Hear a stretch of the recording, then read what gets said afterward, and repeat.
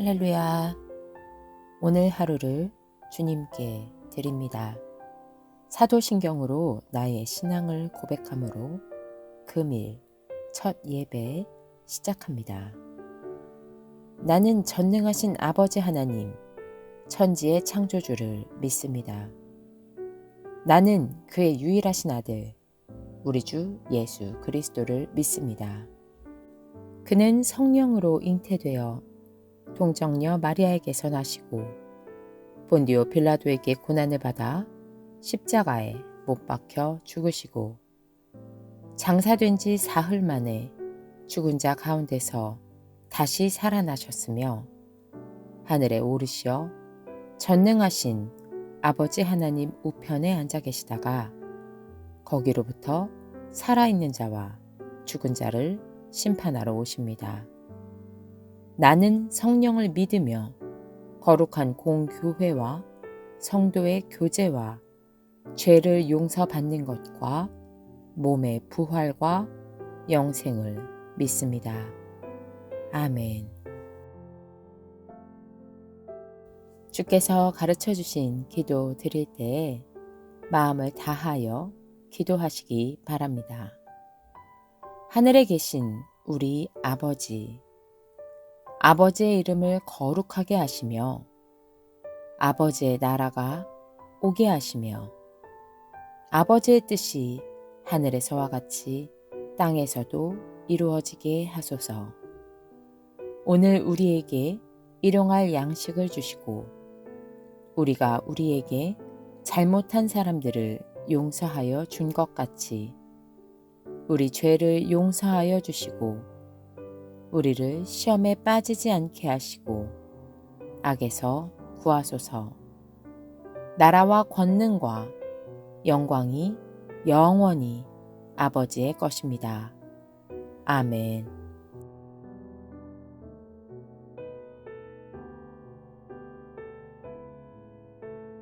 오늘 말씀은 마가복음 10장 5절에서 12절 말씀입니다.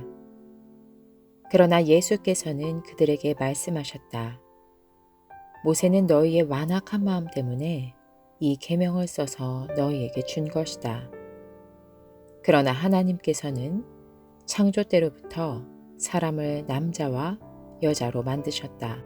그러므로 남자는 부모를 떠나서 자기 아내와 합하여 둘이 한 몸이 된다.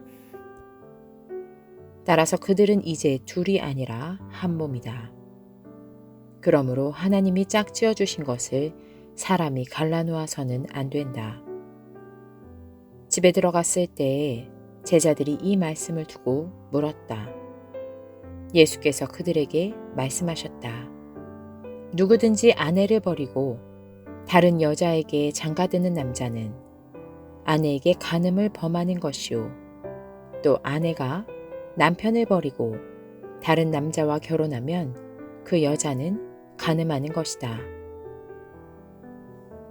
우리는 지난 시간 주님께서 집에 들어가 제자들에게 다시 말씀으로 가르쳐 주시는 부분을 살펴보았습니다. 지난번 9장에서도 주님은 더러운 영이 붙은 아이를 고치시고 많은 이들 앞에서 말씀하신 후 집에서 재차 제자들을 가르치셨습니다. 이어지는 여정 가운데 가버나움의 집에 들어가서도 섬김에 대해 가르쳐 주셨습니다. 이번에도 이혼에 관한 이야기 후 집에 들어와서 주님은 특강을 진행하십니다. 누구든지 아내를 버리고 다른 여자에게 장가드는 남자는 아내에게 간음을 범하는 것이요. 또 아내가 남편을 버리고 다른 남자와 결혼하면 그 여자는 간음하는 것이다. 놀라운 것은 모세의 율법에서 이혼의 모든 주도권은 남편에게 있었습니다.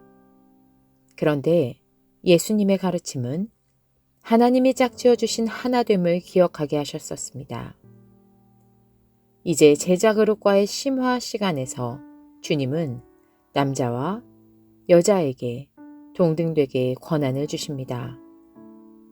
이혼 증서의 유무가 중요하지 않습니다. 남자건 여자건 하나님의 피조물로서 그들의 권한은 동등합니다. 그래서 다른 이성을 바라본다면 그저 간음입니다. 당시 간음죄는 여자에게만 해당하는 이야기였습니다. 유대 사회에서 남편의 간음을 다루지 않았었기 때문입니다. 그런데 남녀의 경우를 동등하게 다루고 있습니다. 예수님은 유대교의 통상적인 사고, 율법, 이런 것들을 늘 초월하십니다. 오직 하나님의 관점으로 모든 것을, 특히 우리를 바라보셨습니다.